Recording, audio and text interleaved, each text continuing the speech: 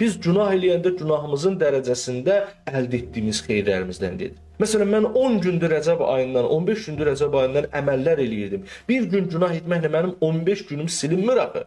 Və Allah mənə lənət oxumur axı. Və Allahın məndən zəhləsi dedi, məni pislərin sırasına atmır axı. Bir günah nə qədər idisə o qədər xeyirlərdən qaldım. Əlbəttə onu etməsəydim yaxşı olardı, çox şey itirdim. Amma mənim o qədər əziyyətlərim hələ qalır. Sən hiss eləmirsən səndə nə dəyişiklik var. Və həmən gündən görürsən ki, sənin namazların pisləşdi, sənin namazların ona görə pisləşir ki, sən psixoloji olaraq narahatçılığa düşdün. Əlbəttə mən demirəm günah təsirsiz keçir. Bunu desəm mən İslamdan xəbərim yoxdur.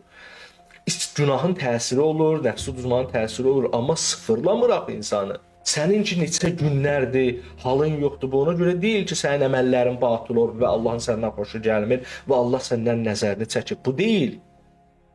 Ona görədir ki, sən psixoloji bir narahatçılığa səbəb oldun. Sən depressiyaya düşdün, sən məyus oldun.